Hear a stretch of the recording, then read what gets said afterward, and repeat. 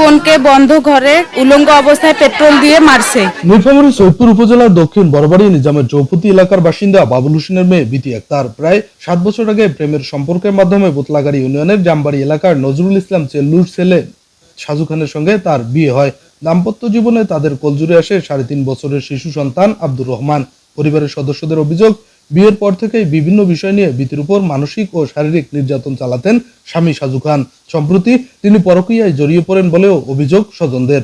ঈদ আসবে, সাথে ক্যাশব্যাকও আসবে। নিজের বা প্রিয়জনের জন্য কেনাকাটায় এবারও নগদ পেমেন্টে পাচ্ছেন দারুণ ক্যাশব্যাক। তাই যাই কিনুন, পেমেন্ট করুন নগদে। ঘটনার একদিন আগে বাবার বাড়ি থেকে বিথিকে নিয়ে যান সাজু। এরপর পরিকল্পিতভাবে ঘরের ভিতরে তার শরীরে পেট্রোল ঢেলে আগুন ধরিয়ে দেওয়া হয় বলে অভিযোগ ওঠে।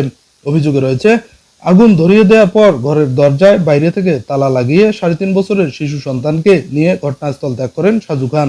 পরে শিশুর চিৎকার শুনে আশেপাশের লোকজন ছুটে এসে গুরুতর দগ্ধ অবস্থায় বিথিকে উদ্ধার করেন। প্রথমে তাকে নীলফামারী জেনারেল হাসপাতালে ভর্তি করা হয়, পরে অবস্থার অবনতি হলে রংপুর মেডিকেল কলেজ হাসপাতাল এবং সর্বশেষ ঢাকার জাতীয় বার্ন ও প্লাস্টিক সার্জারি ইনস্টিটিউটে নেওয়া হয়। কয়েকদিন মৃত্যুর সঙ্গে লড়াই করে সেখানেই শেষ নিঃশ্বাস ত্যাগ করেন বিথি আক্তার।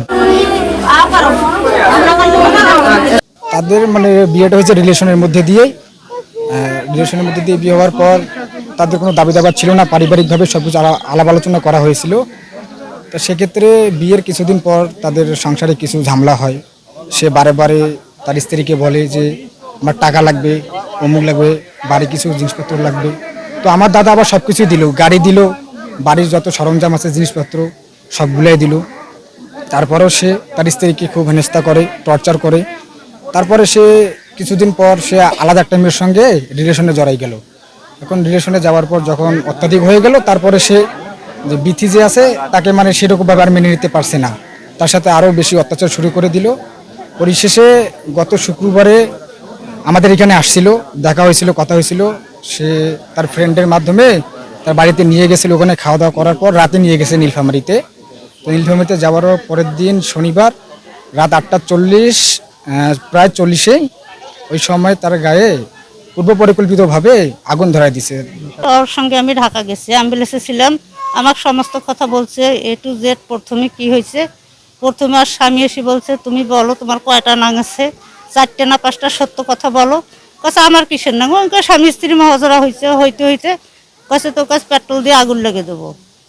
কয়ার পর ওর কাছে আপা আমি মনে করি নিয়ে যাও, পেট্রোল লাগিয়ে দিবি।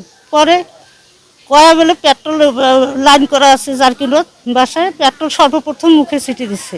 ছিটার পর তখন আমার বোন করছে কি টয়লেট আছে, ওইখানে যে মুখ ধুইছে।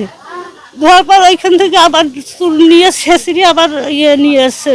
কাছে কি মুখ ধুয়ে ফেললে এখন তোমাকে আমি আগুন লেগে দেবো। তখন চুল দুই পেখে করিয়ে পকেটে 2টা গ্যাস লাইট ছিল, গ্যাস লাইট দিয়ে 2 পেখে আগুন লেগে দিচ্ছে।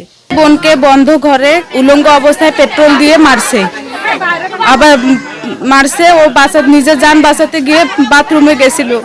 তারপরে আবার চুলের মুঠি ধরে টানে না, আবার মারছে ধরে, আবার প্রাণ বাঁচে পানি ঢালছে। তখন চুলের মুঠি ধরে 2টা গ্যাস লাইট দিয়ে চুলে আগুন দিয়ে দরজা লক করে বাচ্চা নিয়ে পালাই গেছে। ওর মধ্যে প্রচণ্ড সন্দেহ কাজ করতো। এক ধরনের সন্দেহের কারণে প্রতিনিয়ত তাকে নির্যাতন করতো, কম বেশি মানসিক হোক শারীরিক হোক। এই জিনিসগুলো জানতাম, আমি উল্টো আমার বোনকে বুঝাইতাম যে আসলে সংসারে এরকম হয়, আমাদেরও হয়, এইভাবে করে তাকে মেন্টালি সাপোর্ট দিতাম। বাট এই ধরনের কাজ যে এই ছেলে করবে, এটা কোনো মানুষের পক্ষে, কোনো পুরুষ কেন, কোনো মানুষের পক্ষেই সম্ভব না। শত্রুকে এরকম কেউ করতে পারে না যে নির্যাতনটা দিয়ে আমার বোনকে সে মারছে।